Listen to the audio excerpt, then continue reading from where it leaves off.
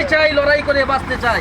এই লড়াই অধিকারের লড়াই, এই লড়াই অধিকারের লড়াই। এই সমাজে জন্মেছি, এই সমাজের জন্য প্রত্যেকটা মানুষের কিছু না কিছু করার দায়িত্ব আছে এবং এই দায়িত্ব কেউ না কেউ নিতেই হবে। আপনারা জানেন 1947 সালের ব্রিটিশ স্বাধীনতার আগে ভারতবর্ষকে 200 বছর ব্রিটিশরা পরাধীন করে রেখেছিল। এই পরাধীন ভারতকে প্রত্যেকটা মানুষ জাতপাত ধর্মবর্ণ নির্বিশেষে প্রত্যেকটা মানুষ লড়াই সংগ্রাম করার মধ্য দিয়ে ভারতবর্ষকে আজাদ করেছিল। এবং এই ত্রিপুরা রাজ্যের প্রত্যেকটা জনগণের কাছে, প্রত্যেকটা পরিবারের কাছে আমার বিনম্রভাবে আপিল, কারণ আগামী দিন আপনারা বুঝতে পেরেছেন 2018 নির্বাচনের আগে আপনারা যে ভুল করেছিলাম, আমরা প্রতিশ্রুতি দিয়েছিল এবং আজকে আমরা প্রত্যেকেই আজকে বুঝতে পারলাম যে না, এই সরকারটা শুধু প্রতিশ্রুতি দিয়েছিল, মিথ্যাবাদী প্রতারণার একটা সরকার।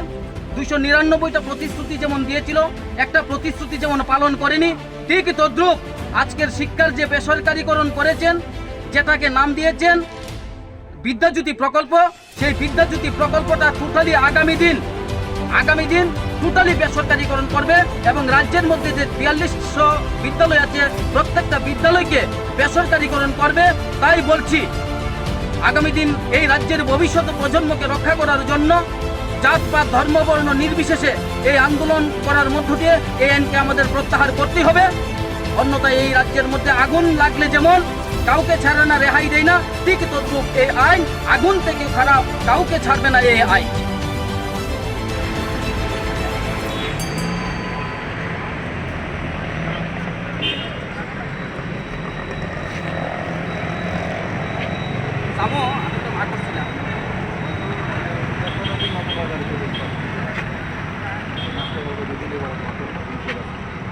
আচ্ছা শুনেন, আমি তো না করছি না যাইতাম, আপনারা নিলে আমি যাবো।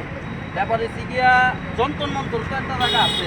প্রধানমন্ত্রী তো আর ত্রিপুরার না, দিল্লিরও ভারতবর্ষের প্রধানমন্ত্রী এখানে আইসে যদি বাধা হয় 100 বার আইনেরও বোঝার উচিত আসলো।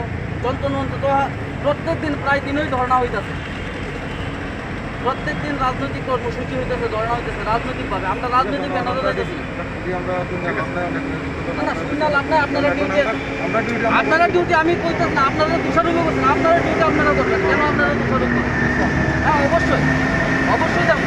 তবে এই কথাটা হইল গিয়া, এই যা আইন হয়েছে এটা শুধু আমার আপনার জন্য না, এই রাজ্যের আপনারা যে আজকে চাকরি যারা করতেছেন, আজকে প্রধানমন্ত্রী যিনি হয়েছেন, মুখ্যমন্ত্রী যিনি হয়েছেন, যদি বেসরকারিকরণ থাকতো তাইলে আর কিছু হইল নইলে। তবে হ্যাঁ, রাজ্যের অগণিত মানুষের উদ্দেশ্যে আমি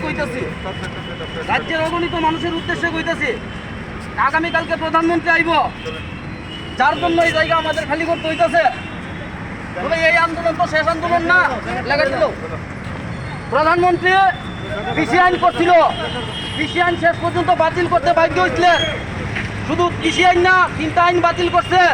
এবং আগামী দিন কৃষক একটা সম্প্রদায়, এই রাজ্যের অগণিত মানুষ, 10 লক্ষ মানুষ, প্রত্যেকটা পরিবারের সঙ্গে শিক্ষাযুক্ত।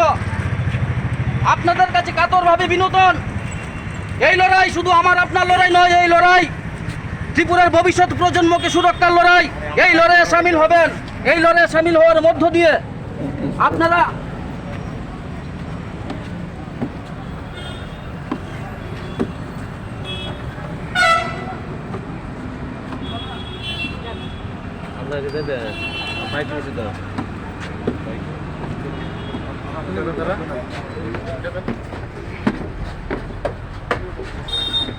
এই দেখুন রাজ্যবাসী, আপনাদের ভবিষ্যৎ শুধু সুরক্ষার জন্য আমি এই যে এমএলএ হিসাবে নয়, আমরা কোনো রাজনৈতিক ব্যানারে নয়, আপনাদের রাজ্যের প্রত্যেকটা মানুষের অধিকার সুরক্ষার জন্য আজকে এই শিক্ষার বেসরকারীকরণের ধর্নায় আমরা বসেছিলাম।